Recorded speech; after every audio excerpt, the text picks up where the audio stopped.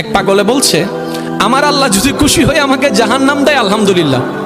এবার শিক্ষিত সমাজ যারা আমাদের মতো কিছু আছে না, বেশি পণ্ডিত, এবার যাই বলতেছে সবাই চাই জান্নাতে যাইতে, এই পাগলে চাই জাহান্নামে যাইতে। কত বড় গাদা! পাগলে মুস্কি হেসে বলে যায়, হ্যাঁ ঠিকই বলছেন, আপনাদের মতো সুস্থ আমি হতে চাই না, এই পাগলেই থাকতে চাই। এবার তাদের একটু টনক লটলো, কই কেন? সবাই চাই জান্নাত, তুমি চাচ্ছ জাহান্নাম। বলে যে ভাইয়ারা, আপনারা মনে হয় আমার কথাটা খেয়াল করেন নাই, আমি বলেছি আমার রব যদি খুশি হয়ে,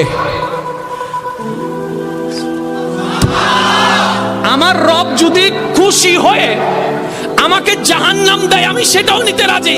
বলে যে এখনো বুঝলাম না। পাগল বলে জ্ঞান দিয়ে রবের বিষয় বোঝা যায় না, দিল দিয়ে বুঝতে হয়। আরে শুনো, রব যখন খুশি হয়ে যাবে জাহান্নামটা জান্নাত হয়ে যাবে, রব যখন নারাজ হয়ে যাবে জান্নাতটা জাহান্নাম হয়ে যাবে।